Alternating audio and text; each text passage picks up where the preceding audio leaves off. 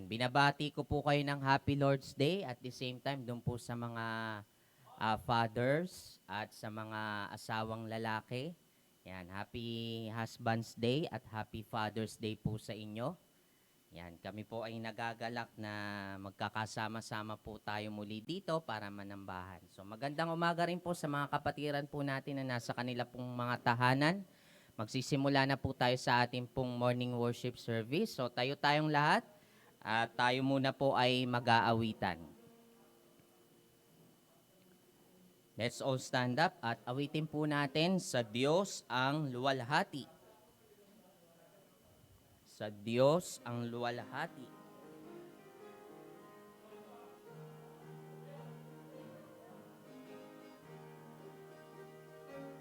Okay, awitin po natin. Ready, sing! Sa Diyos ang luwalhati, gaway dakila, mundo'y minahal, anak niya'y binigay buhay, alay niyang pantubo sa sala, sa lahat na buksan pinto ng buhay. Puri sa Panginoon, tinig niya'y pakinggan. Puri sa Panginoon, tayo'y mga galak. Lapit sa Ama't sa Anak dumaan. Gawa niya'y dakila, luwalhati bigyan. Bili sa dugo, sakdal na katubsan, pangako ng Diyos sa bawat naligtas, sa sampalataya makasalanan, ay tatanggap kay Jesus ng patawad. Puri sa Panginoon, tinig niya'y pakinggan. Puri sa Panginoon, tayo'y mga galak. Lapit sa Ama't sa Anak dumaan.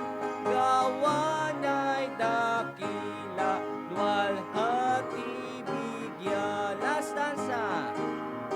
Gawa turo niya sa ating dakila, galak natin kay Jesus ay dakila.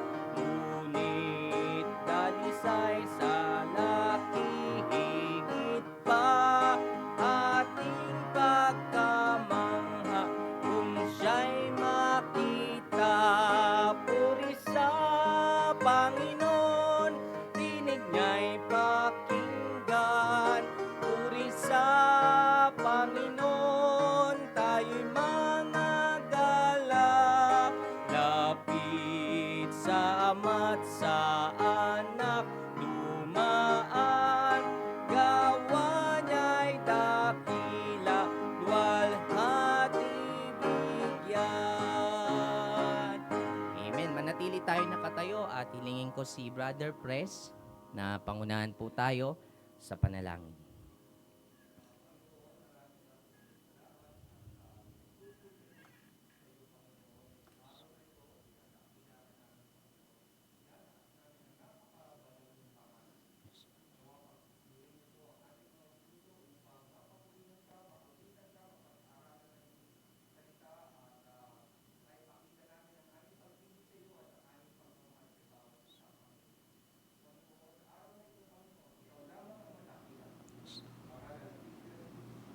Amen. Sige po, pwede na po kayong makaupo at muli tayong aawit. Ang susunod po nating aawitin ay si Jesus, ang kaibigang tapat. Si Jesus, ang kaibigang tapat. Yan.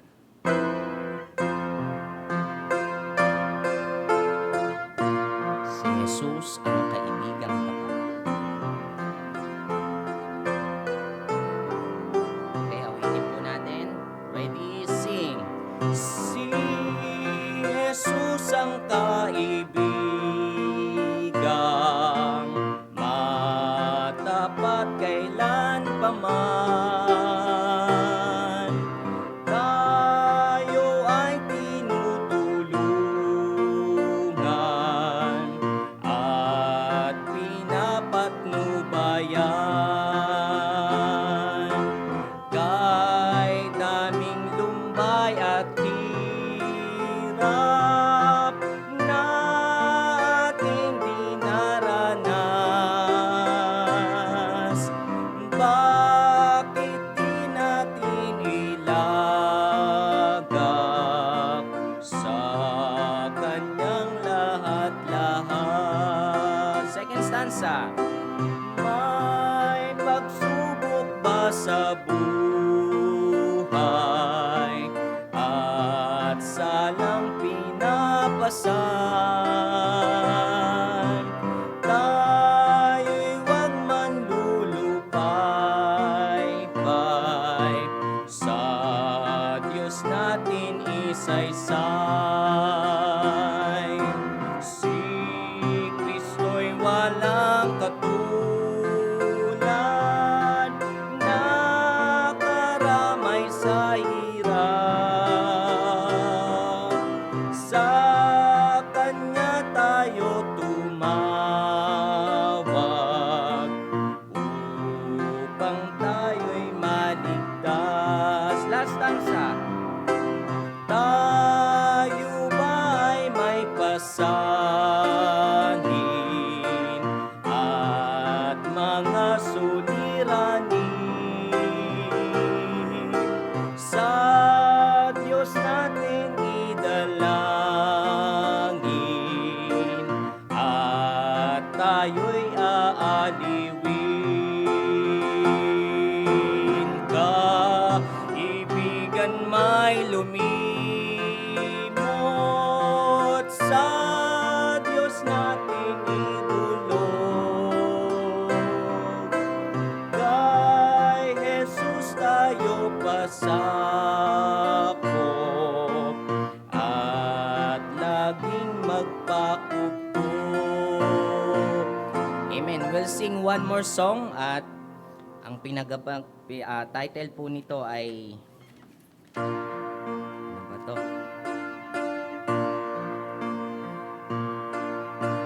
O Haring Diyos, dakila ka. Yan po ang ating sunod na awitin. O Haring Diyos, dakila ka. Napakadakila po ng ating Panginoon. O Haring Diyos, dakila ka. Awitin po natin. Ready, sing. O Haring Diyos, ang aking namamalas, nakariktan ng sangnilikha mo. Araw bituin mga bundok at dagat, patunay sa kapangyarihan mo. Chorus! Kaya't umawit ang puso ko, nagpupuri, O Diyos, sa'yo. Dinadakila ka't sinasamba, O Haring Diyos, dakila ka. Kapag ako'y namamasyal sa parang paguni ng ibo'y naririnig, at pagtanaw mula sa kabundukan, nadarama ang hangin kay lamig. Sabay-sabay po tayo. Kaya't umaawit ang puso ko, nagpupuri, O Diyos, sa'yo. Dinadakila ka't sinasamba. O Haring Diyos, dakila ka. Hindi natin mauunawang tunay, dakila niyang pag-ibig sa atin. Doon sa krus, si Kristo'y nabayubay upang katubos ay ating kamtin. Kaya't umawit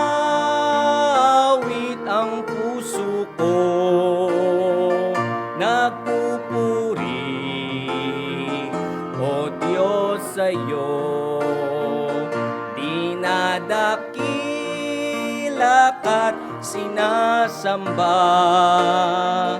O Haring Diyos, dakila ka. Last stanza.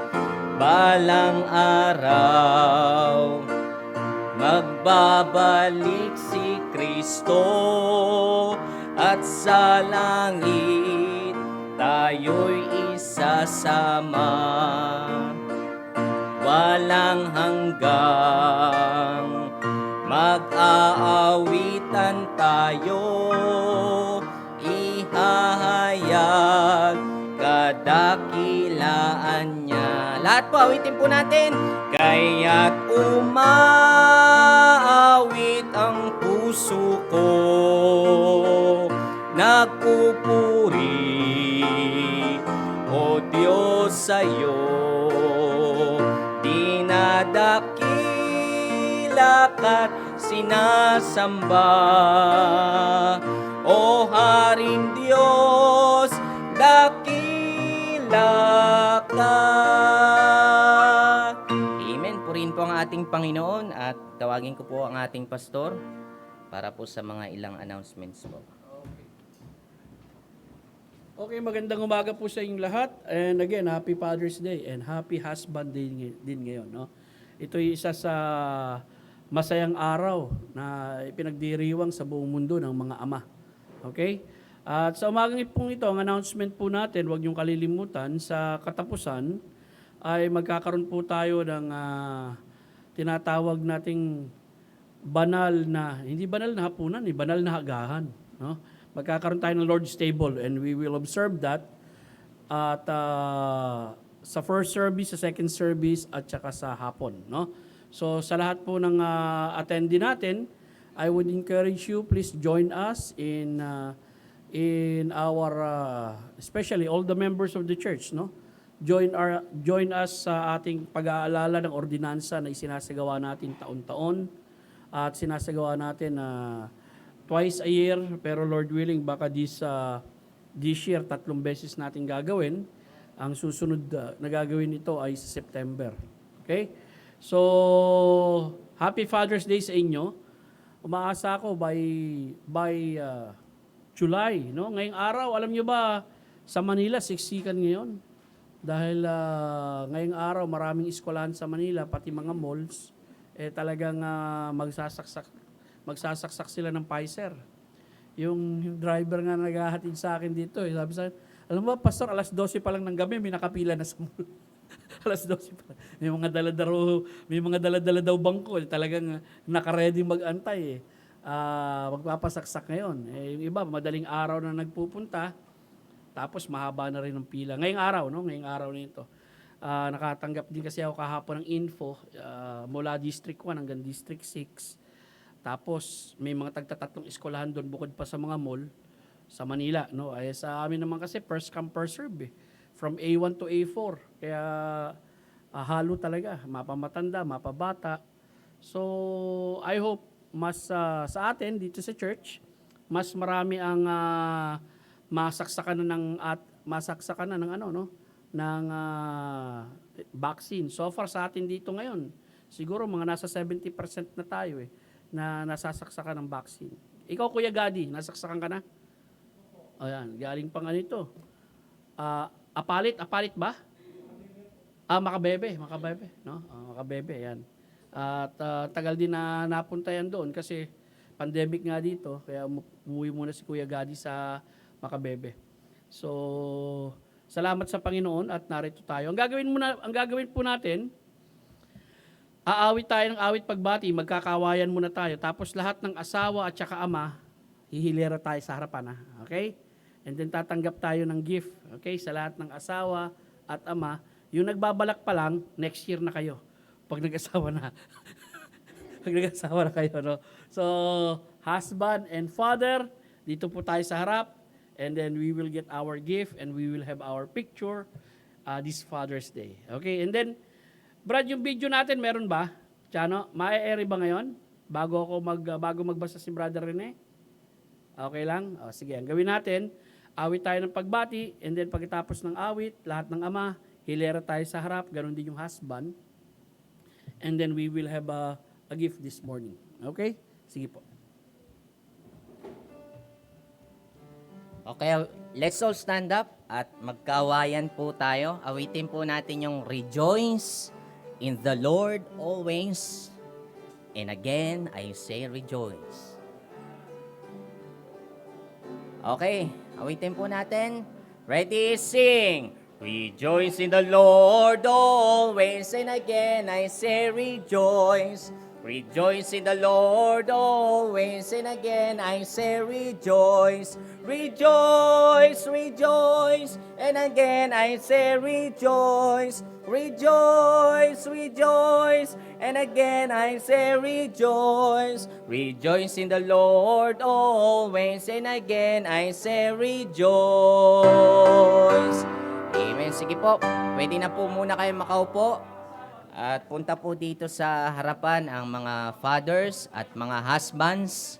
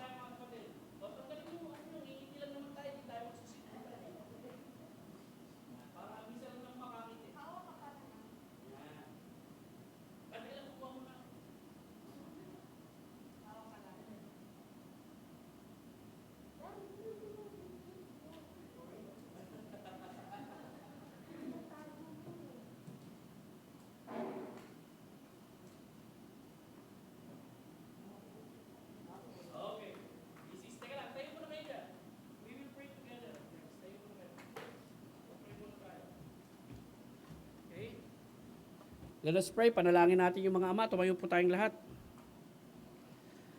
Ama naming Diyos na nasa langit, kami po yung nagpapasalamat sa pribileyo na kapiling namin dito, ang mga ama ng tahanan, kapiling namin ang mga may asawa, at alam ko balang araw, Panginoon, ang mga kabataan din dito, mga palalaki at mga babae ay lalagay din sa buhay na sila'y magkakaroon ng pamilya. Ang dalangin ko, O Diyos, patuloy na tulungan mo ang mga kalalakihan ng aming church na kung ano ang isinaad na Biblia at inilarawan nito bilang isang ama at bilang asawa, tulungan mo kami lahat, Panginoon, na maisagawa itong bagay nito sa aming buhay.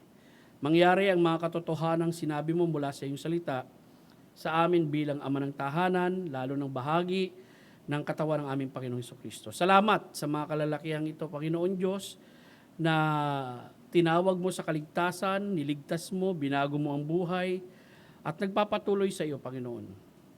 Patatagin mo ang bawat isa sa kanila, Panginoong Diyos. Sa ngalan ni Kristo Jesus. Amen. Okay. Wapo na po tayong lahat. And then, nanonood muna tayo. And then after that, tatawagin ko si Brother Rene to read the Word of God. And then we will proceed with the message.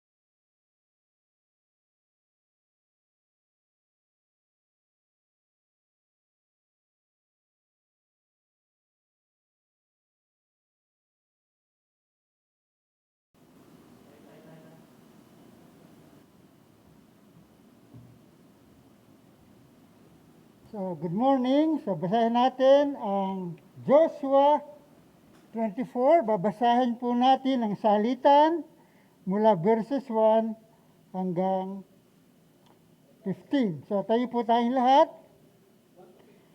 1 to 15. Nagsalita si Josue sa bayan sa Shechem. Tinipon ni Josue ang lahat ng mga lipi ng Israel sa Shechem at tinawag ang matatanda ng Israel at ang kanilang mga pinuno, mga hukom, mga tagapamahala at sila'y humarap sa Diyos.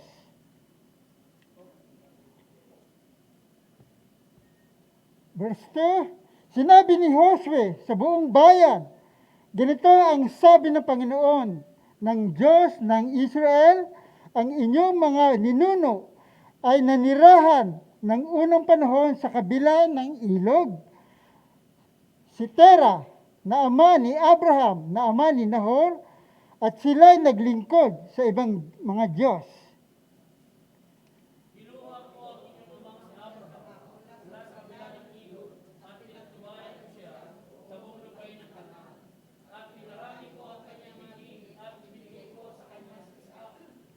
Kay Isaac ay binigay ko sina Jacob at Esau.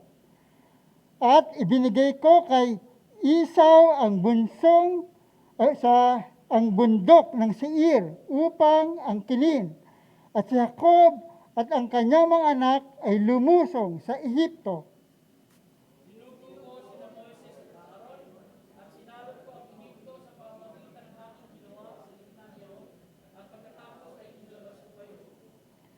At inilabas ko ang inyong mga ninuno sa Ehipto.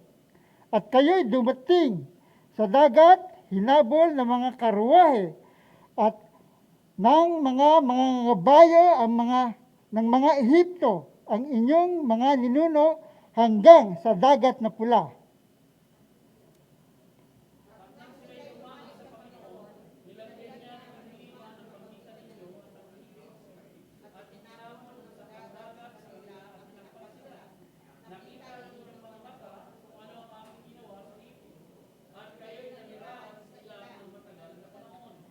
Pagkatapos ay dinala ko kayo sa lupain ng mga Amoreo na naninirahan sa kabila ng Hordan.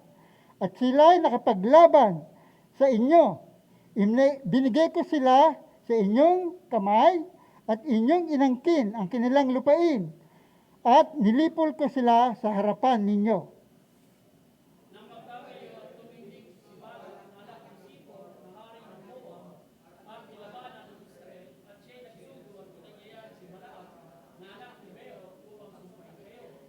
Ngunit hindi ko pinakinggan si Balaam, kaya't binasbasan niya kayo. Gayon ko kayo iniligtas sa kanyang kamay.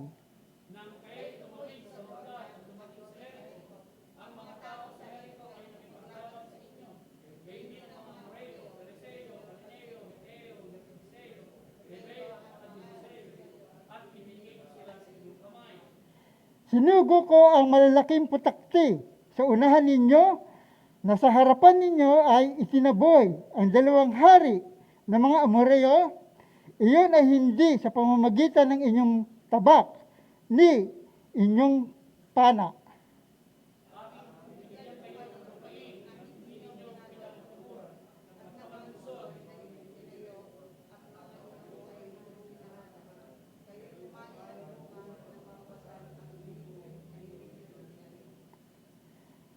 Ngayon nga'y matakot kayo sa Panginoon at paglingkuran ninyo siya sa katapatan at sa katotohanan.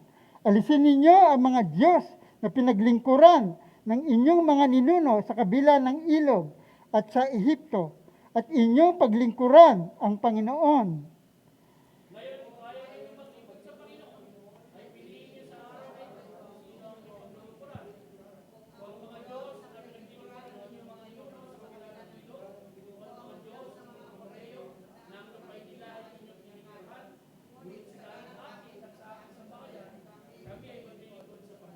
God bless the reading of the word.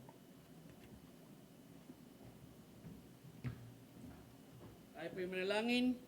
Mahabaging Diyos namin na nasa langit, Ama ng kataas-taasan, banal na Diyos na aming pinupuri sa umagang ito. Maraming salamat sa pribileyo na sa umagang ito ay mapag-aaralan namin mula sa iyong salita, si Joshua bilang ama. Patnubayan mo kami, Panginoon Diyos, sa umagang ito na aming pag-aaral. Buksan mo ang kaisipan namin, turuan mo kami, at tulungan mo kami sa aming buhay pananampalataya, Lord. At tulungan mo ang mga kalalakihan, mga ama na narito, Panginoon, na masalamin namin ang aming sarili sa liwanag ng iyong salita. Nais namin mapupurihan, walang iba kundi ang ulo ng iglesia, ang aming Panginoong Jesucristo, na siyang aming tagapagligtas. Lahat pong ito'y dalangin namin sa iyo, Diyos. Sa ngalan ni Kristo Jesus, Amen. Maupo po tayong lahat, mga kapatid. Maraming salamat at narito po kayo. And it's good to see you, no? Si Kuya Gadian, tagal kong hindi nakita yan. No? Almost a year dahil nga sa pandemic. Ganun pa man, papasalamat tayo. Narito siya ngayong umaga. Tagal lang po, no? Hanapin ko lang yung mensahe ko. Kung na-misplace ko eh.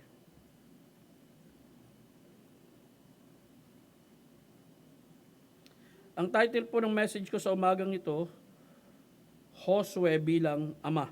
Okay?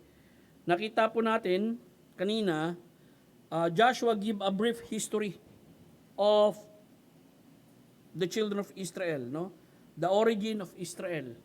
At nakita rin natin kanina sa pagbabasa ng salita ng Diyos kung paano si Joshua, ito yung huling bahagi na ng kanyang buhay, that the distribution of Lot, no? Yung promised land ay ibinigay niya na sa mga kanya-kanyang angkan. Okay? At nais ko makita nyo, Joshua is not a pastor, Joshua is a general. Okay? He is an assistant of Moses, and he is not in the tribe of Levi, but he is a chosen vessel for God. No?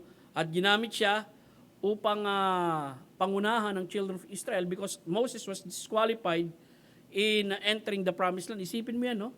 Moses, the meekest man in the earth during that time, no? Na ibinida siya ng Diyos. Talagang hindi rin nakapasa sa standard ng Diyos nung napuno siya sa katigasan ng ulo ng kanyang mga kababayan. At na-disqualified siya na makapasok din ng promised land. Why? Because God's holy. No? At hindi naging banal ang naging asta ni Moses nung kapanahunan na nawala siya naging mainit ang kanyang ulo sa kanyang mga kababayan dahil sa katigasan ng kanilang ulo. At nais kong makita ninyo sa umagang ito, nais kong masalamin natin mula sa isang talata na malimit na nababanggit, yung Joshua 24. Pakitignan nga po dyan, no? Next slide. O 25 ba nakalagay dyan, ha? Pakicollect na lang. Joshua 24 verse 15, ngayon kung ayaw ninyong maglingkod sa Panginoon, ay piliin nyo sa araw na ito kung sino ang inyong paglilingkuran.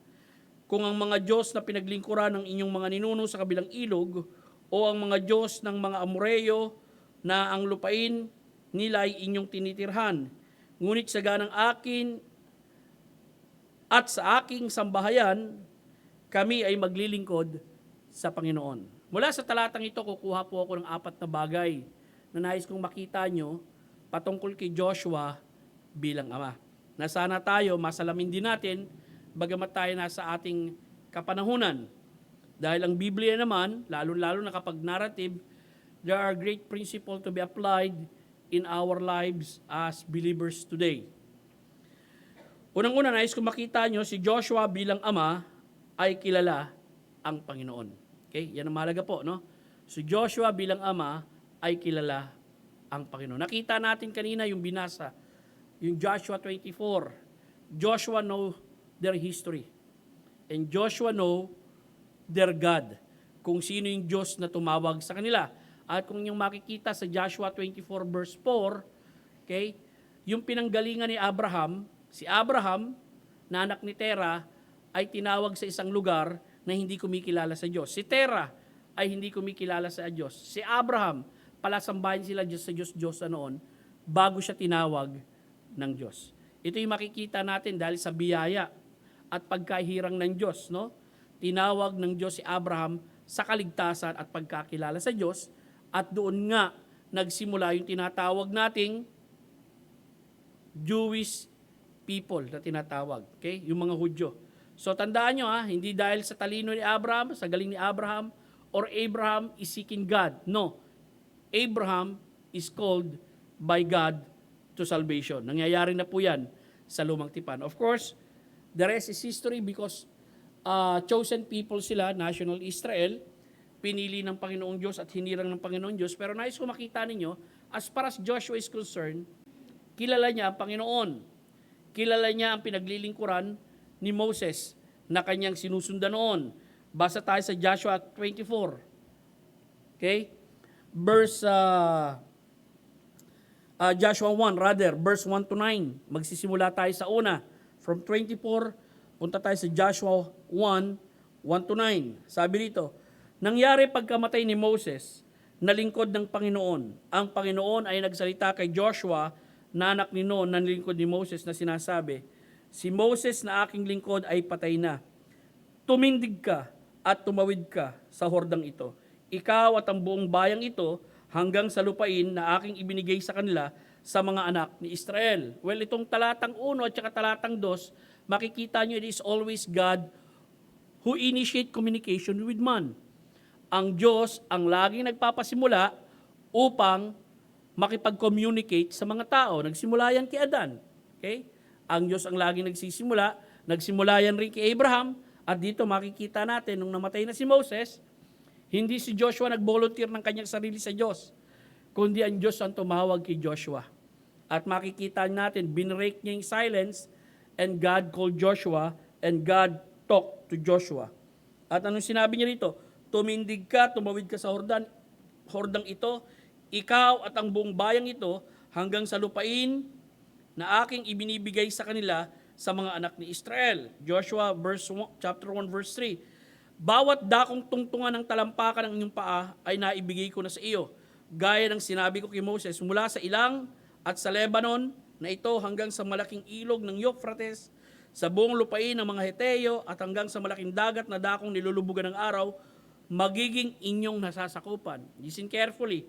Itong verse 3. When you study Bible, especially narratives, huwag kayong ako ng pangako doon na hindi pinapangako sa inyo. Okay? Hindi nangangahulugan, nabasa ko itong verse 3, yung matatapakan kong lugar dito sa lugar ng natin, ibinigay ito ng Diyos sa akin. Hindi po. Huwag niyong gagawin ng gano'n. No? May mga pangako sa Biblia na definitely pinangako lamang sa group of people or sa isang tao. Okay? Dito makikita natin yung pangako sa children of Israel at yung lupa na matatapakan nila, natutungtungan ng kanilang paa, hindi Makati area yon, hindi Marikina area yon. Kahit mabasa mo to, hindi itong pangako sa iyo. Ipinangako ito kay Joshua. Okay, I hope when we study the Bible, study it carefully, especially pagdating sa mga promises. Sapagkat may mga promises specifically giving to a certain group of people and specifically to a person. Okay? At sa bagong tipan, pwede rin natin i-apply yung prinsipyo na makikita natin dito, katulad ng ang Diyos ay gumagawa ng pangako. Dito, yun ang sinabi niya. No? Tuloy po tayo sa verse 5. Walang sino mang taong magtatagumpay laban sa iyo sa lahat ng araw na iyong buhay. Kung paano ako nakasama ni Moses, ako'y makakasama mo rin. Hindi kita iiwan ni pababayaan man. Verse 6. Magpakalakas ka, magpakatapang ka na mabuti sapagkat ipamamana mo sa bayang ito ang lupain na aking ipinangakong ibibigay sa kanilang mga ninuno. Verse 7, magpakalakas ka lamang at magpakatapang na mabuti. Gawin mo ang ayon sa lahat ng kautosang iniutos sa iyo ni Moses na aking lingkod.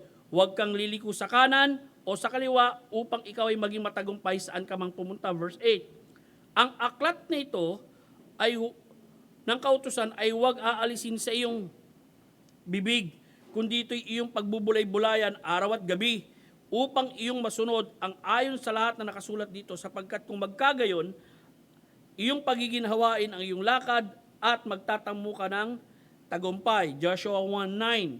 Hindi ba inutusan kita?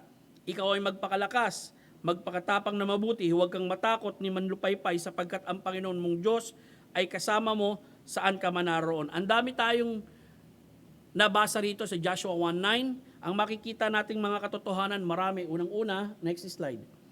Yung pagkatawag kay Joshua ng Diyos, yung pinagagawa kay Joshua ng Diyos, yung pangako kay Joshua ng Diyos, yung pag-iingat kay Joshua ng Diyos, yung pinag-utos kay Joshua ng Diyos, at yung pagsama kay Joshua ng Diyos. Makikita lahat natin yan, ibinigay po yan kay Joshua. What we can claim in these promises, which is true to us, kung papaano tayo magiging masunurin, no, sa salita ng Panginoong Diyos, bibigyan tayo ng mabuting tagumpay. Pero yung tagumpay dito na sinasabi ay may kinalaman dun sa pagpasok nila sa lupang pangako. Sa buhay Kristiyano ay pwede rin tayong maging tagumpay. Again, huwag niyong isipin pag pinag-usapan yung tagumpay sa buhay Kristiyano, laging monetary ito, laging pera ito, laging may kinalaman to sa pagkakaroon ng malaking bahay, magandang kotse, maraming ari-arian at maraming pera sa bangko. Hindi po. Okay? Sa New Testament context of success, may kinalaman po ito sa pagsunod sa kalooban ng Diyos at sa pagsunod sa salita ng Diyos sa ating buhay. Okay?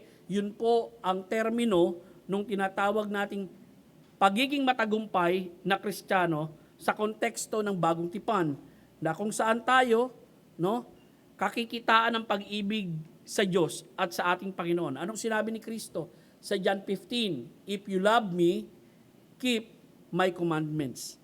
Ito po ang kahulugan ng tagumpay sa konteksto ng bagong tipan. Blessing na lang, no? Dahil sa mga prinsipyong ginagawa natin bilang mga mananampalataya na nasa Biblia rin, yung pagiging masipag, put God in your income, yung pagiging tapat sa pagtatrabaho, God promoted you, okay? Secondary blessing na lang po yun.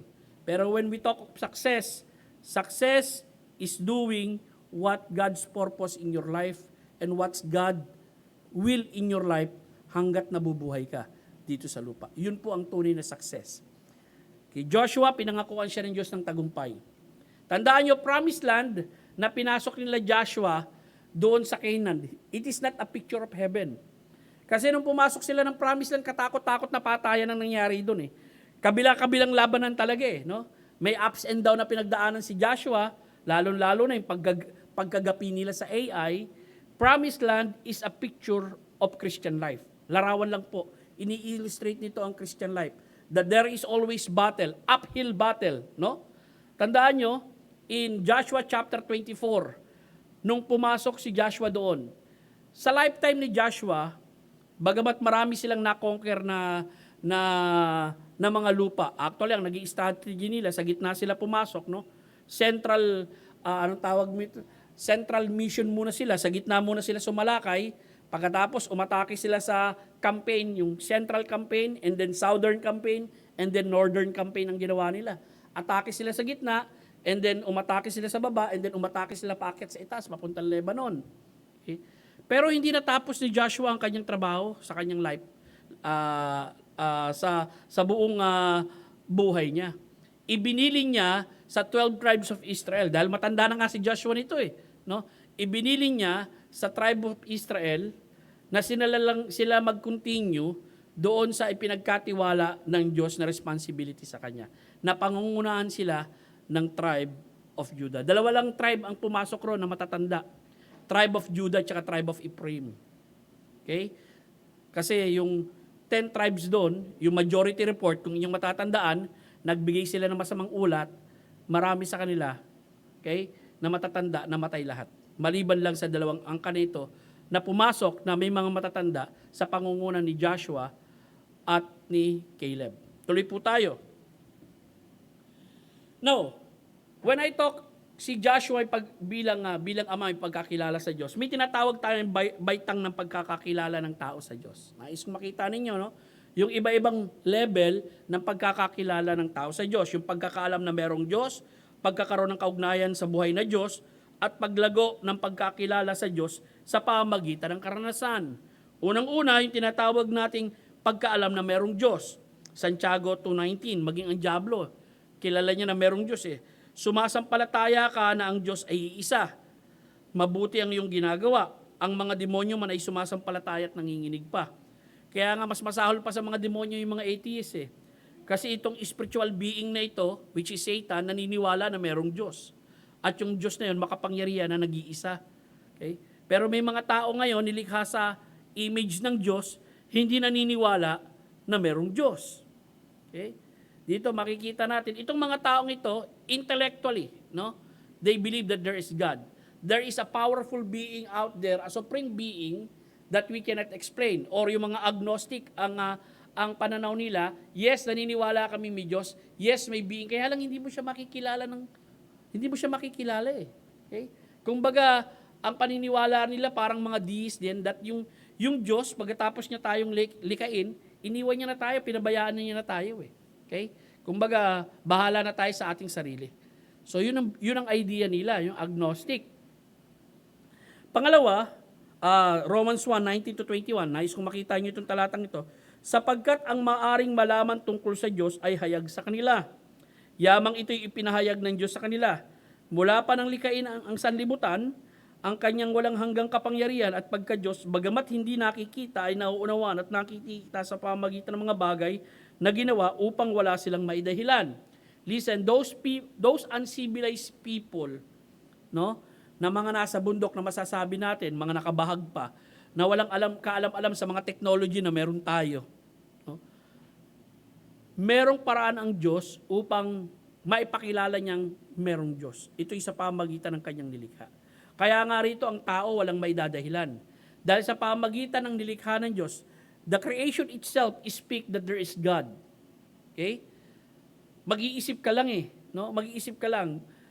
Kung ikay ay scientifico at astronomer ka, may mga between thousands and millions of stars.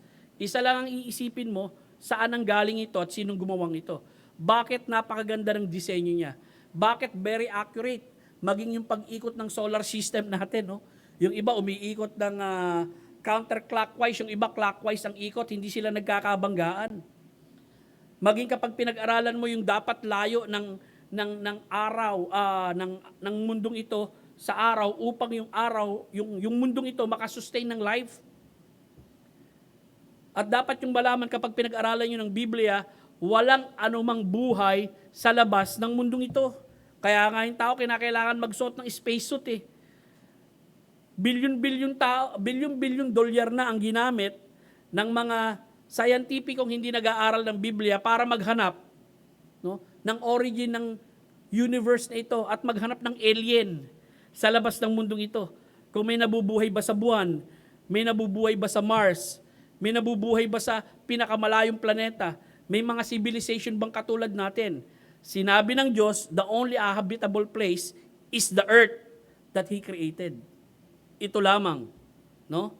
Kaya kung anumang alien yung iniimbisa nila ng malalaking pera, katakot-takot na telescope ang ginagawa nila, bilyon-bilyon, at ang milyon-milyon ang nilalakbay sa layo upang i-trace nila kung makakakita sila ng single organism na alien na katulad rin natin.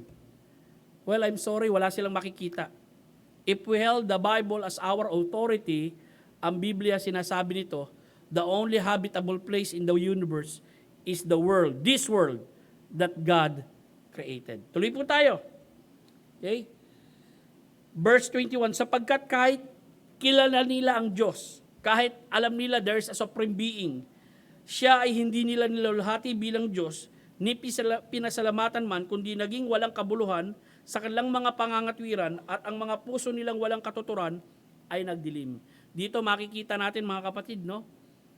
Ang tao ay pwedeng makilala ang Diyos, pwede silang maniwala na merong Diyos, pero ang problema sa mga taong yan, wala silang kaugnayan.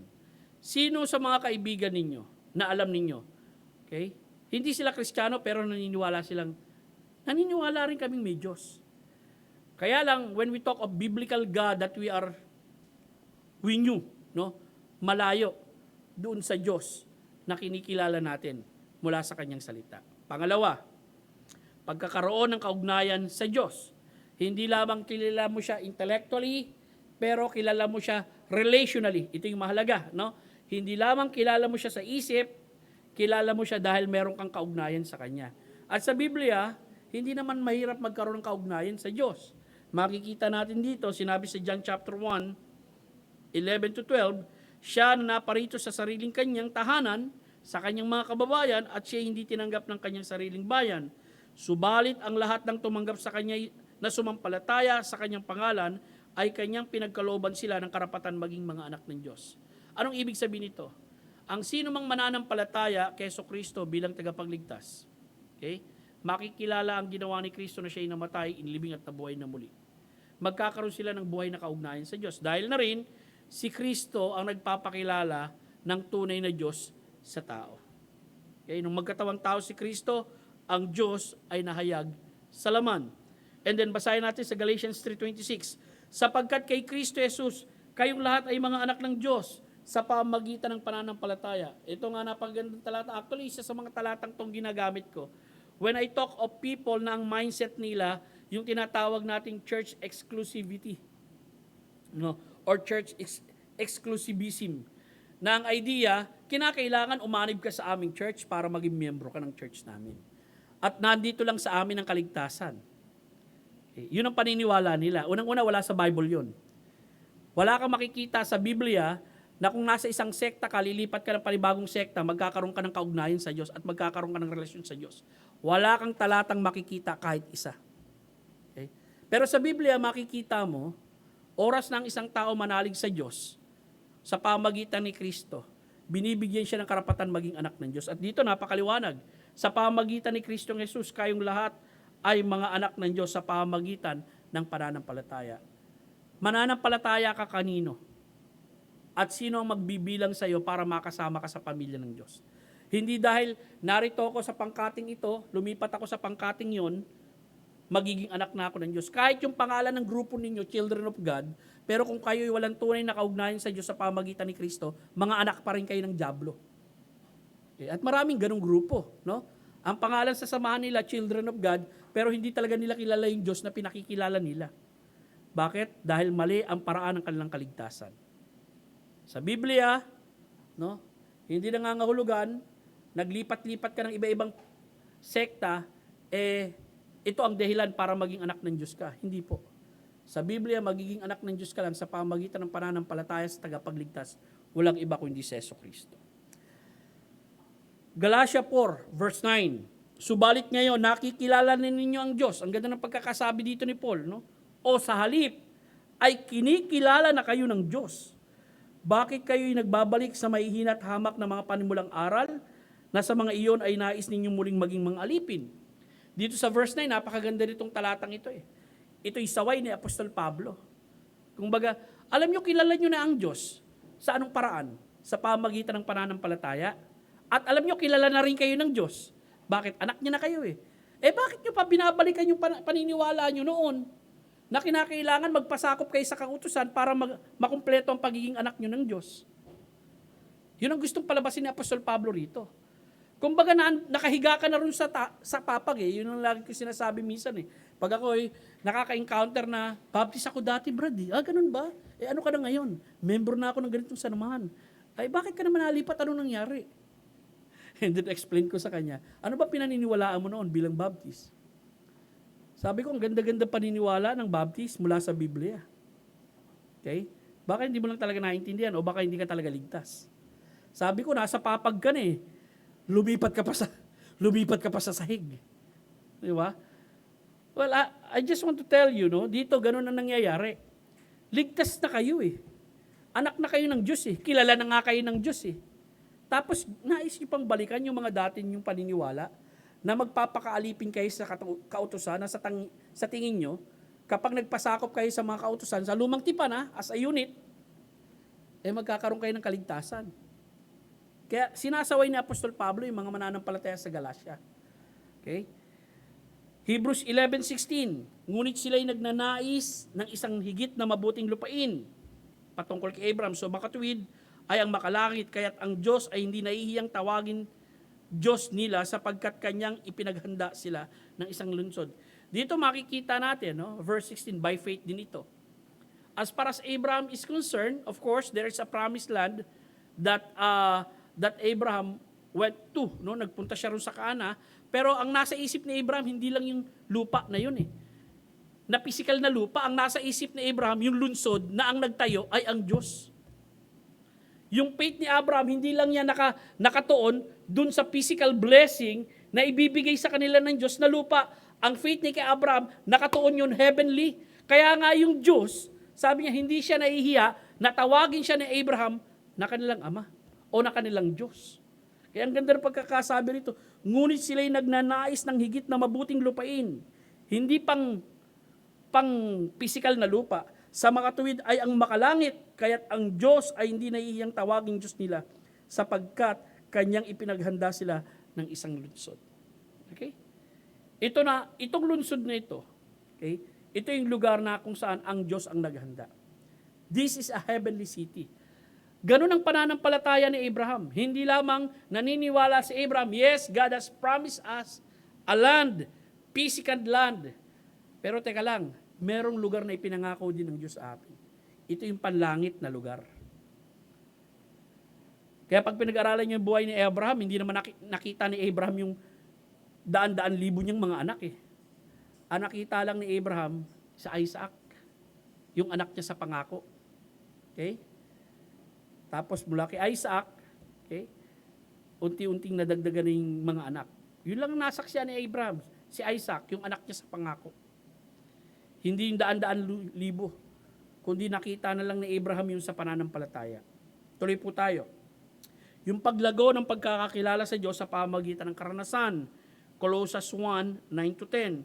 Kaya mula ng araw na aming marinig ito, alin yun, yung Ebanghelyo, hindi na kami tumigil ng pananalangin para sa inyo, at sa paghiling na kayo'y punuin ng kaalaman ng kanyang kalooban sa buong karunungan at pagkaunawang espiritual. Upang kayo lumakad ng nararapat sa Panginoon na lubos na nakalulugod sa Kanya, namunga sa bawat gawang mabuti at lumalago sa pagkakakilala ng Diyos. 2 Thessalonians 1:3. Dapat kami laging magpasalamat sa Diyos mga kapatid, dahil sa inyo gayang nararapat sapagkat ang inyong pananampalatay lumalagong lubha at ang pag-ibig ng bawat isa sa inyo para sa isa't isa ay nadaragdagan. 2 Peter 3:18, subalit lumago kayo sa biyaya at sa pagkakilala sa ating Panginoon at tagapagligtas sa Jesucristo, sumakanya nawa ang kalulatian ngayon at hanggang sa araw ng walang hanggan. Ito yung pangatlong pagkakilala, no?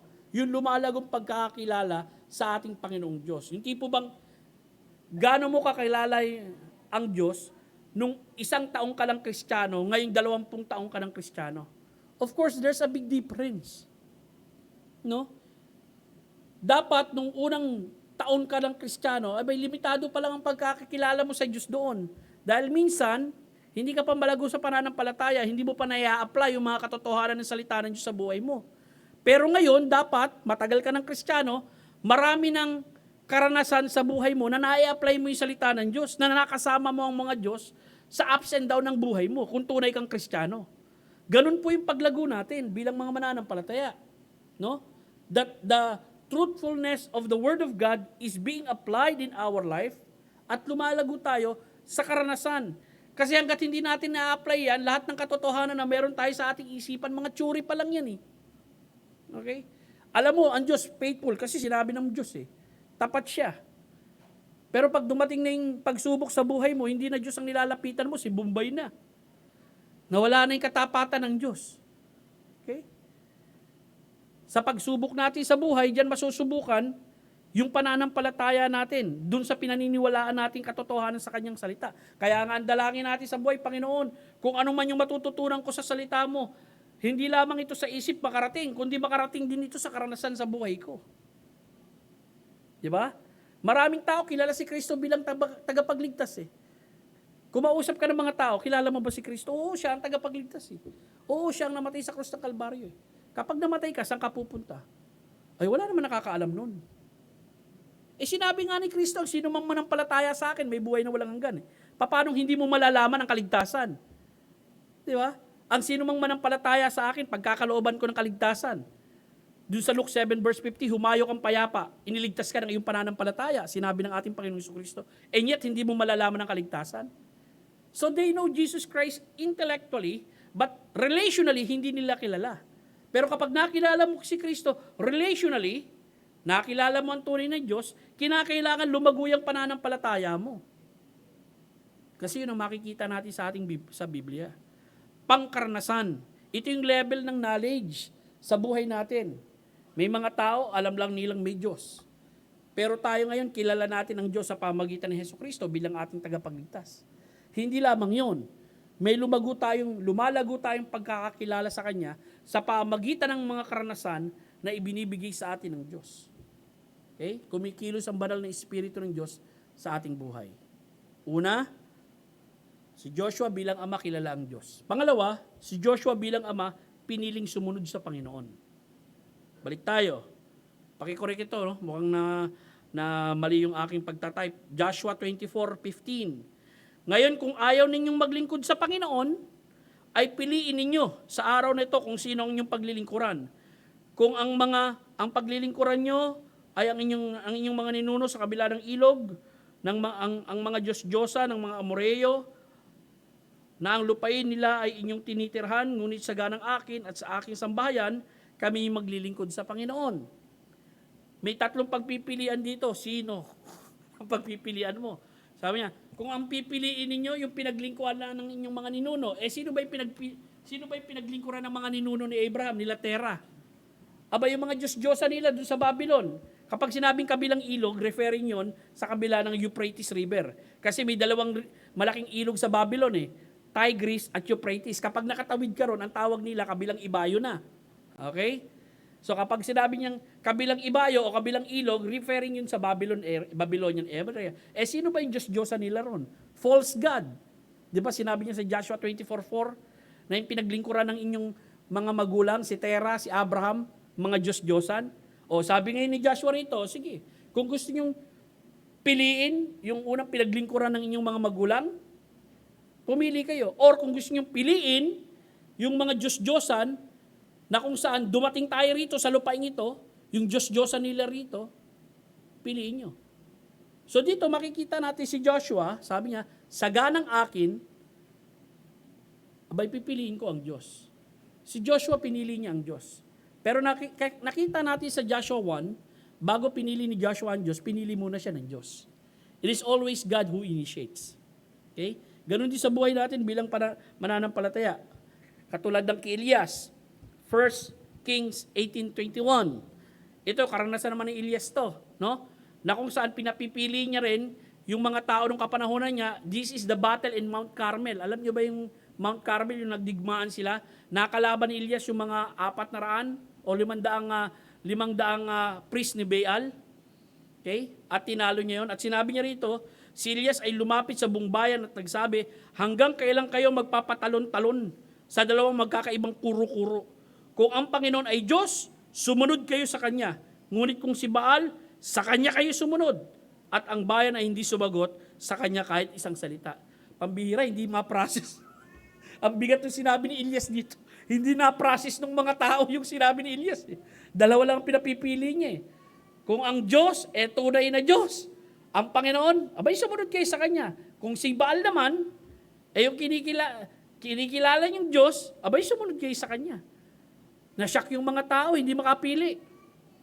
Pero alam naman natin, ipinakita ni Elias kung gaano kakapangyarihan yung Diyos niya in their battle.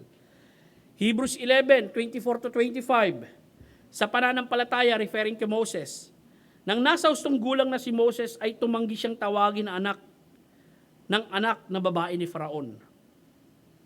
Na pinili pa ang mapasakaapihan ng bayan ng Diyos kaysa magkaroon ng pansamantalang kasiyahan ng kasalanan. Kanyang itinuring ang malaking kayamanan ang magdusa alang-alang kay Kristo kaysa sa mga kayamanan ng Ehipto sapagkat kanyang pinagtutuunan ng pansin ang gantimpala. Sa pananampalataya, iniwan niya ang Ehipto at hindi natakot sa puot ng hari sapagkat siya ay matyagang nagpatuloy na tulad sa nakakakita sa kanya na hindi nakikita. Isipin mo, ang ganda ng sinabi rito sa verse 27. No? Siya ay matyagang nagpatuloy na tulad sa nakakakita sa kanya na hindi nakikita. As if nakikita niya ang Diyos pero hindi naman talaga nakikita ang Diyos. At matyaga siyang nagpatuloy rito. Ito'y si Moses, no? The Prince of Egypt. Pero mas pinili niya ang magdusang kasama ng kanyang mga kababayan kaysa sa kayamanan ng Ehipto. Pwede naman niyang itanggi ang kanyang mga kababayan. Pero tandaan natin, piniling vessel din to. John 6:26 6:67, no? Ito kapag ito'y binabasa ko, parang nadudurog yung puso ko eh. Nung ang ating Panginoong Kristo ay nangaral patungkol sa bread of life, sa napakarami niyang mga alagad. And then hindi naintindihan ng mga alagad niya yung kanyang itinuturo. Akala nila nagtuturo si Kristo ng cannibalism. Nung sinasabi ni Kristo, kainin niyo ang aking laman at inumin niyo ang aking dugo. At ang masakit na komentaryo rito, sinabi ng Biblia, John 6:67, dahil dito marami sa kanyang mga alagad ay tumalikod at hindi na sumama sa kanya. Ito yung nakakapag-challenge sa verse 67. Kaya sinabi niya sa 12, isipin mo 12 na lang natitira, ibig din ba ninyong umalis? Napakaganda ng response ni Pedro rito eh. Panginoon, saan kami pupunta? Nasa iyo ang salita ng buhay. Di ba? Dito matatouch ka, alam nyo bakit? Kasi ang daming pinangaralan ng ating Panginoong Kristo. Ang dami niyang taong tinuruan. Ang dami niyang tao na masasabi nating in-encourage at nahamon sa mga ginawang himala. Pero nung nangaral na siya ng mabigat, talaga mabigat yung pangaral dito sa John 6. Hindi ito nag-get ng mga tao. Dahil sabi ko nga sa inyo, ang ating Panginoong Kristo, pag nagturo ng talinhaga, doon sa handang sumunod sa Kanya. Kahit anong mangyari, susunod sila kasi nais lang makilala si Kristo at nais lang malaman kung ano talaga ang itinuturo ni Kristo. Pero kapag pinag-aralan mo naman yung John 6, kapag sinabing, kainin niyo ang aking laman at inumin niyo ang aking dugo, it is synonymous with what? Believing on Him. John chapter 1, di ba? Datapwat ang lahat ng tumatanggap sa Kanya ay binigyan niya ng kapabalan maging anak ng Diyos, maging silang nanampalataya sa Kanyang pangalan, na ang ibig sabihin ng receive is to believe. Usually kapag receive, ang idea nito, kinakain o kaya iniinom. Sa John chapter 6, verse 47, sinabi ni Jesus Christ doon, He that believeth on me hath everlasting life. Synonymous pa ulit-ulit binabanggit ng ating Panginoong Kristo yun. Kasama nung kumain at uminom. At dito makikita natin, dahil dito marami sa kanyang mga alagad ay tumalikod at hindi na sumama sa kanya. So nais kong maging maliwanag sa lahat, hindi nangangahulugan sa Biblia kapag tinawag kang alagad ni Kristo, automatic yon, believer ka. Ang ibig po kasi sabihin ng alagad, learner, natututo ka. Okay? Dito maraming alagad niya, hindi tunay na alagad. Tumalikod sila kay Kristo. Verse 67, kaya't sinabi ni Jesus sa 12, ibig din niyo bang umalis? Ikatlong bagay na nais kong makita ninyo, no? Si Joshua, pinili niya ang Panginoon. Sana tayo rin sa ating buhay, piliin natin siya. No? Piliin natin sumunod sa kanyang mga utos. Ano man ang maging consequence ito sa ating buhay. Sa Canada, may mga pastor na nakukulong doon. Bakit? Kasi pinili nilang magbukas ng simbahan. Kahit yung church nila, pinakikialaman na ng pulis. Talagang sinasarado yung simbahan nila, kinukulong yung mga pastor. Kasi may kausap din akong classmate ko na Christian sa Canada eh. Okay? At tinatanong ko sa kanya kung bukas na ba kayo. Kasi sa Amerika, demandahan sila. Dinidemanda talaga ng mga simbahan yung gobyerno kapag pinasasarado sila. Sa Canada, hindi. Talagang kinokordon yung mga church. Pinakukulong yung mga pastor. First world country, isang bansa na makapangyarihan, mayaman, and yet pagdating sa katotohanan ng salita ng Diyos, ang inaano nila, makakahawa kayo ng tao. Bar nga, bukas na eh. Inuman, bukas na eh. Diba? Na yung mga tao ron, nalalasing, umiinom, walang face mask. Tayo rito, naka-face mask, naka-face shield. And yet, malaki pa rin pag-iigpit sa mga simbahan.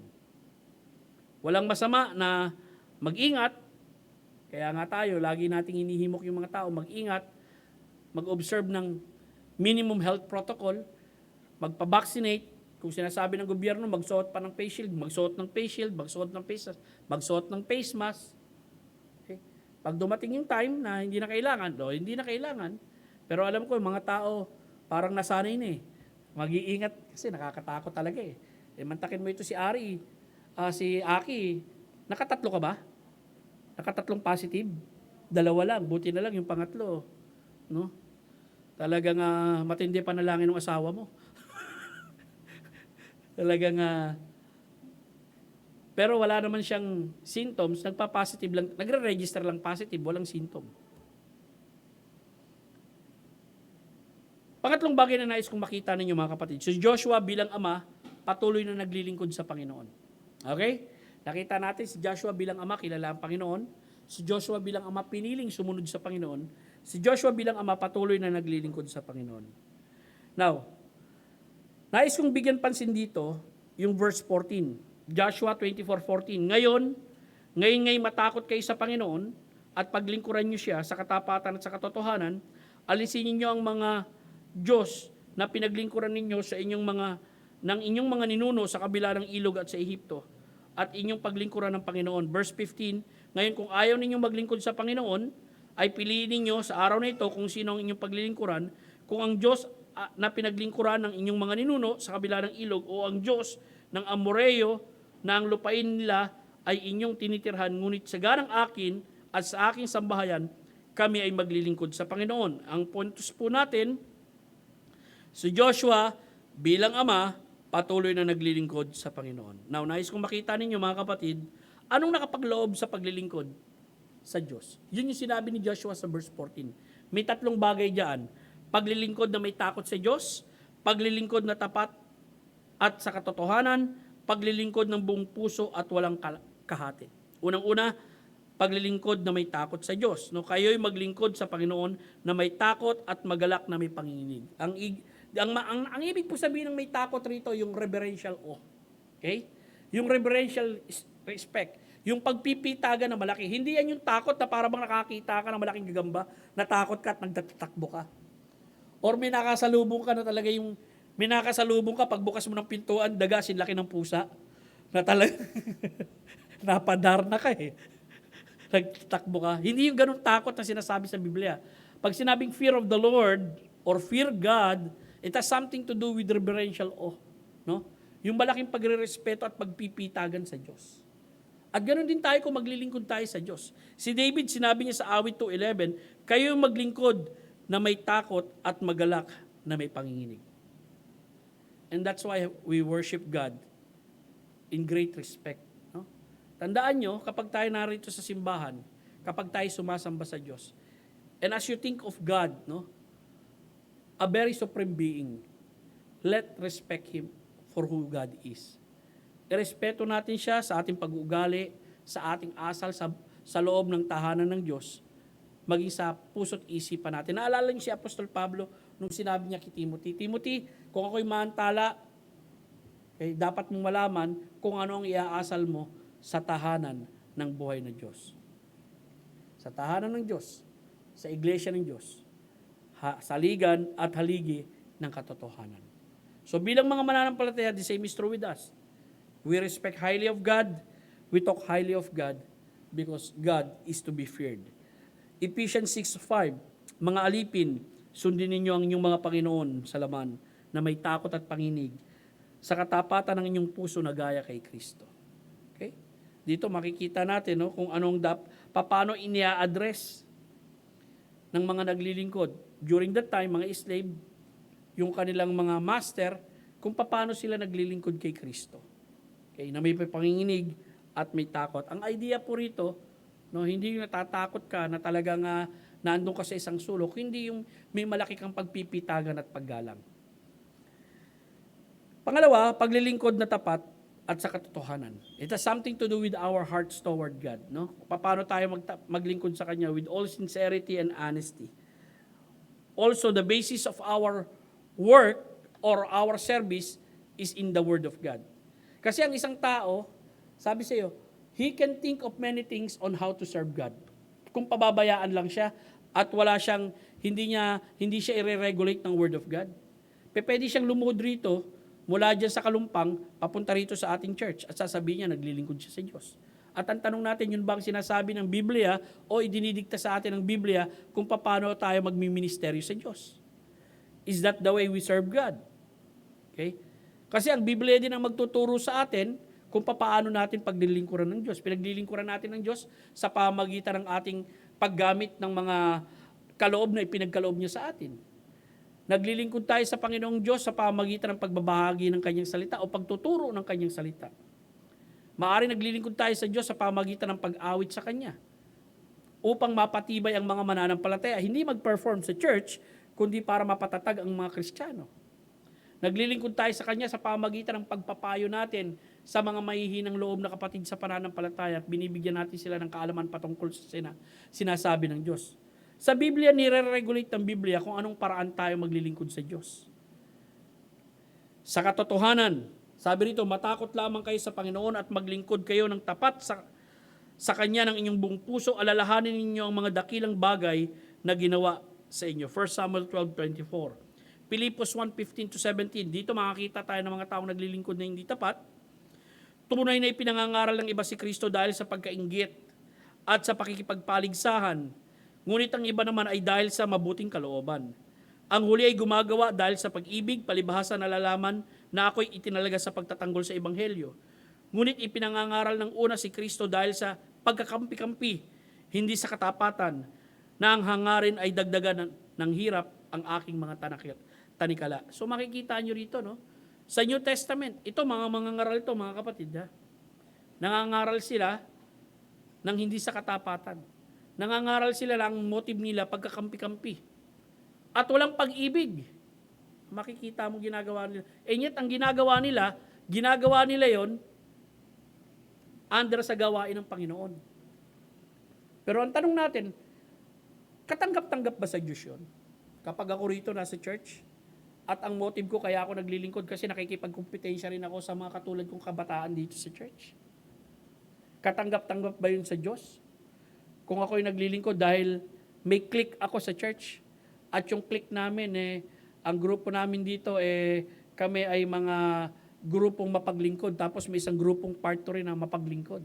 And then yung click lang namin ang pwedeng umasikaso sa gano'n. Well, I hope not. Dahil hindi yan katanggap-tanggap sa Diyos. Sa Biblia, nais kong malaman ninyo na ang katanggap-tanggap na paglilingkod sa Diyos ay sa katapatan at sa katotohanan. And then pangatlo, paglilingkod ng buong puso at walang kahati.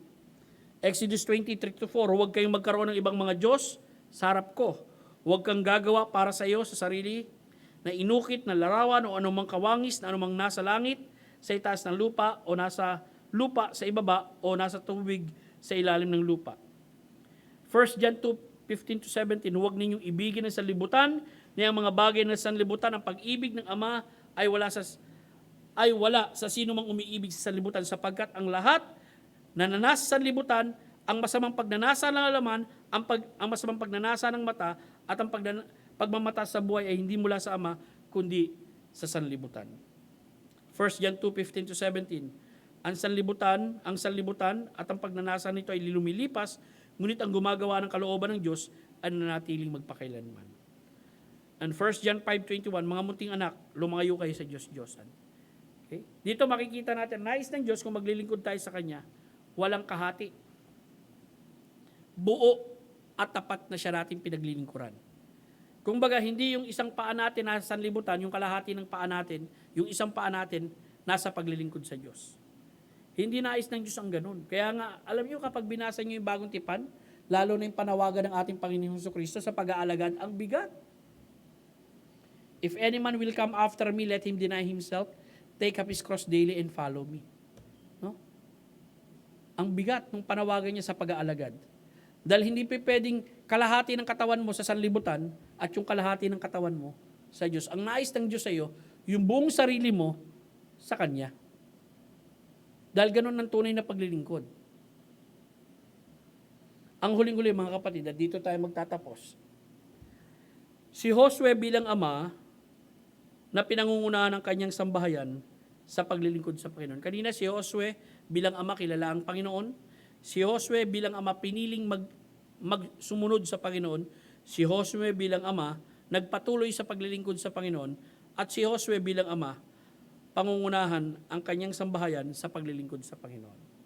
Ito ang nais kong makita ninyo. Sinabi niya, no? Yung huling-huli, sa ganang akin at sa aking sambahayan, kami ay maglilingkod sa Panginoong Diyos. So makikita nyo rito, sa talatang ito, okay, as far as Joshua is concerned, carry over niya na yung buong pamilya niya. At ang makikita natin sa pamilya ni Joshua, masunuri silang lahat kay Joshua as the leader of their clan. and as the leader of their family. Alam niyo, ganito rin ang nakita ng Diyos kay Abraham. If you will read Genesis 18 to 16 to 19. Genesis 18, ang context po nito, yung nagkaroon ng 3 bisita si Abraham, isa Diyos, 2 anghel. Pero nasaan yung tao sila? Okay? Magtatapos na sila ng usapan nung oras na yon. At sinabi ng Diyos, ililihim ko ba ito kay Abraham? As if God is talking to himself, no? Ililihim ko ba itong bagay na ito kay Abraham? Ano yon? Yung gugunawin niya ang Sodom and Gomorrah. Bakit? Naandun yung pamangkin ni Abraham eh. Doon nakatira si Lot eh. Di ba? Kaya nga ang ginawa ni Abraham dito, talaga nakipag-bargain sa Diyos. Nag-intercede para sa Sodom and Gomorrah at ito yung talatang yon. Yung nagsalita ang Diyos. Tumindig mula roon ang mga lalaki. Diyos at 2 anghel. Saan yung tao? At tumingin sa dakong Sodoma at sinamahan sila ni Abraham upang ihatid sila sa daan. Pauwi na sila. Sinabi ng Panginoon, ililihim ko ba kay Abraham ang aking gagawin? Ano yun? Yung gugunawin niya yung Sodom at Gomorrah. Genesis 16:18. Yamang si Abraham ay magiging isang dakilang at makapangyarihang bansa. Ito yung sinabi ng Diyos kay Abraham, ha? At ang lahat ng bansa sa lupa ay pagpapalain sa pamagitan niya. Hindi sapagkat siya'y aking pinili upang kanyang tagubilinan ang kanyang mga anak at sambahayan pagkamatay niya, na maingatan ang daan ng Panginoon sa pamagitan ng paggawa ng kabanalan at kahatulan upang maibigay ng Panginoon kay Abraham ang ipinangako niya sa kanya. So dito makikita nyo, no? Nabasa na ng Diyos yung buhay ni Abraham. At makikita natin na si Abraham dito, tatagubilinan niya ang kanyang mga anak at sambahayan pagkamatay niya, na maingat ang daan ng Panginoon sa pamagitan ng paggawa ng kabanalan at kahatulan. Kumbaga, as far as God is concerned, nakita niya na si Abraham, ito ang gagawin niya sa hinaharap eh. Okay? Bago siya mamatay, o pagkamatay niya, bibilinan niya ang kanyang pamilya. Pag-ingatan niyo ang mga daan ng Panginoon o yung mga utos ng Diyos. Mabuhay kayo sa kabanalan at kahatulan. So dito mga kapatid, makikita natin sa Lumang Tipan-Palan, as far as patriarch is concerned, yung lifestyle nila sa paggabay sa mga pamilya nila na andun. Ganon din si Job. May isang lalaki sa lupain ng Uz na ang pangalan ay Job. Lalaking iyon ay walang kapintasan, matuwid at may takot sa Diyos at lumalayo sa kasamaan. May isinilang sa kanya na 7 anak na lalaki at 3 anak na babae. 10 ang anak ni Job. Tuloy tayo. Siya ay mayroon 7,000 tupa at 3,000 kamelyo, 500 magkakatuwang na baka, 500 babaeng asno, napakaraming mga lingkod. Kaya't ang lalaking yun ay siyang pinakadakila sa lahat ng mga taga-silangan. So, mayaman si Job, sikat si Job, popular si Job, pero may takot si Job sa Diyos. At malaki ang pamilya ni Job. Ang kanyang mga anak na lalaki ay laging nagtutungo o nagdaraos ng pagdiriwang sa bahay ng bawat isa sa kanyang araw. So, kada birthday ng bawat isa, iimbita ng magkakapatid. Talagang magkakaroon sila ng fellowship. Kumbaga, close family itong pamilya ni Job. Nag-birthday si unang anak, tipon magkakapatid. Nag-birthday si pangalawang anak, tipon ng magkakapatid. Close family tie sila. At sila ay nagsugot, inanyayaan ng kanilang 3 kapatid na babae upang kumain at uminom kasalo nila. Verse 5. Pagkatapos ng mga araw ng kanilang pagdiriwang, sila ay pinasugo ni Job at pinapagbanal siyang maaga, bumangon sa umaga at nagandog ng mga handog na isinunog ayon sa bilang nilang lahat, sapagkat sinabi ni Job, maaring aking mga anak ay nagkasala at sinumpa ang Diyos sa kanilang mga puso. Ganito ang palaging ginagawa ni Job. Dito si Job kumakatawan as the priest of the family. He represents his family before God. Ganun kasi sa Lumang Tipan during patriarchal time. And yet makikita natin, si Job, okay, naghahain siya ng sin offering sa Panginoong Diyos na baka sa kasiyahan ng kanilang mga anak, nakalimutan nila ang Diyos at nakapagsalita sila ng masama laban sa Diyos. Dito namamagitan si Job sa kanyang pamilya. Ganun ka-espiritual itong taong ito. At maaari itong alam din na nakikita ng kanyang mga anak. Gawa 10:24. Dito naman si Cornelio. Nang sumunod na araw ay dumating sila sa Caesarea. Sila'y hinintay ni Cornelio at tinipon ng kanyang mga kamag-anak at kanyang mga malalapit na kaibigan. Nang sumunod na araw ay dumating sila sa Caesarea. Sila'y hinintay ni Cornelio at tinipon ng kanyang mga kamag-anak at malalapit na kaibigan. Verse 33, kaya agad kitang pinasundo. Sinabi niya kay Peter, at mabuti ang ginawa mo na naparito ka. Ngayon kaming lahat ay narito sa harap ng Diyos upang pakinggan ang lahat ng mga bagay na ipinag-utos sa iyo ng Panginoon. Dito si Cornelio naman as far as Cornelio is concerned, he gathered his family to listen to the gospel preaching of Peter. Ulitin ko ha, parang nagkaroon dito ng one-time Bible study. Okay? Dahil napakahalagang tao ni Peter, ginamit ng Diyos yung anghel upang kausapin si Cornelio, pero hindi ginamit ng Diyos yung anghel para magbigay ng mensahe ng kaligtasan kay Cornelio. Kundi si Peter ang ginamit ng Diyos para magbigay ng kaligtasan. Bakit? Si Peter ang nakaranas ng kaligtasan, hindi naman anghel eh. The same is true with us. Tayo ang gagamitin ng Diyos sa ating mga pamilya, mga mahal sa buhay, mga kaanak, at kung magkakaroon tayo ng privilege balang araw na tayo makapag-witness sa ating mga anak, bakit? Kasi tayo nakaranas ng kaligtasan. Okay? Kaya yung mga tao nakaranas ng kaligtasan, tunay na kaligtasan kay Kristo Jesus, tayo ang ginagamit ng Diyos at hindi anghel para mangaral ng ebanghelyo ni Kristo. At ang makikita po natin dito mga kapatid, ginamit niya si Cornelio upang ang buong pamilya ni Cornelio ay makapakinig ng mensahe ng salita ng Diyos. Ito na yung mga huling bahagi. Si Pilimon, si Pablo bilang guro ni Kristo Jesus at kapatid ni Timoteo. Kay Pilimon na aming mga minamahal na kaibigan at kamanggagawa. Kay Apia na ating kapatid na babae at kay Akripo na kapwa naming kawal at sa iglesia na nasa inyong bahay. Listen, sa tahanan ni Pilimon, as the head of family, may iglesia sa kanilang bahay. May church sa kanilang bahay. At hindi lamang si Pilimon, kay si Aquila at si Priscilla, 1 Corinthians 16:19, binabati kayo ng mga iglesia sa Asia, kayong buong pusong binabati sa Panginoon, nila Aquila at Prisca, kasama ang iglesia na sa kanilang bahay. Listen, this family, okay, head of the family, si Aquila, okay, they held a church in their house. So ano makikita natin dito? May ama rito, may ina rito. Bilang parents, bilang head of the family, they host a church in their house. Sumusunod sila sa sambahayan ng Diyos. The same is true with us. Okay? I hope and pray sa mga halimbawa na makikita natin sa Biblia, bilang mga head of the family, bilang ama, okay? Magawa nating maglingkod sa Panginoon kasama ang ating pamilya. Meron lamang tayong time, kumbaga meron lang tayong tawag rito, timetable bilang mga magulang na maalalayan natin ang ating mga anak na lumapit sa Diyos. Sapagkat kapag lumaki na yan, balang araw, no, aani na tayo kung ano ang ininvest natin sa kanila nung bata tayo. Ako, maani na ako. Okay? Kung yung anak ko man, kahit nga kapag ako namatay, kung yung anak ko man magpapatuloy o hindi sila magpapatuloy sa Panginoon, maari mali ang naging investment ko nung bata pa sila. Or, kung magpapatuloy sila sa Panginoong Diyos, maari, tama ang naging investment ko sa kanila, spiritually, sa Panginoong Diyos. So, ganoon din tayo. Aani tayo balang araw kapag matatanda na yung mga anak natin on how we invest our time with them in their life.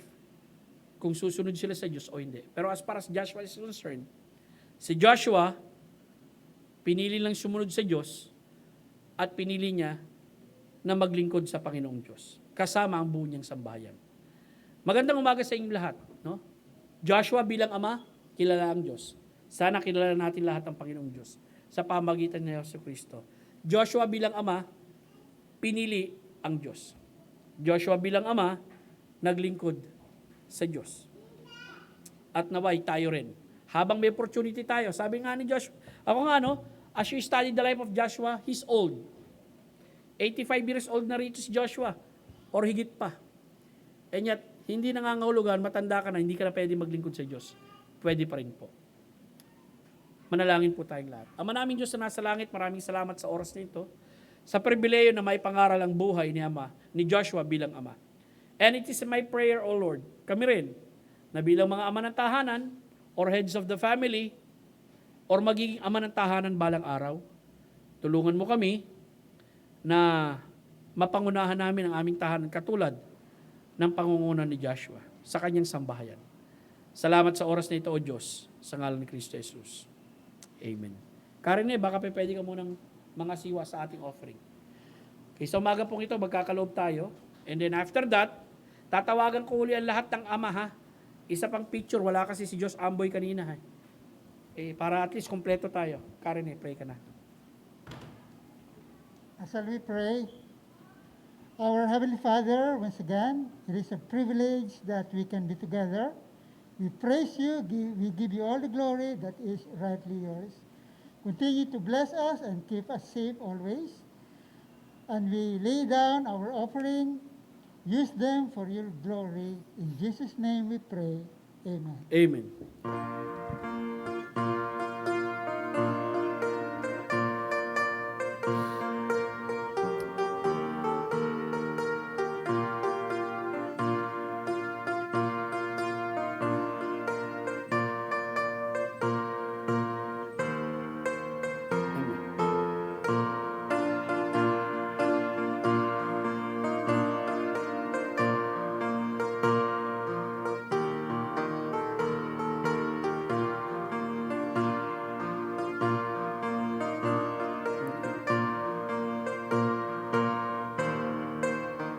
Okay, asan si Mark?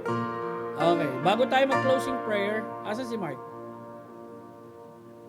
Asa si R? Sige. Tumayo na muna tayong lahat. Awit muna tayo ng birthday song. Birthday ni Eunice ngayon.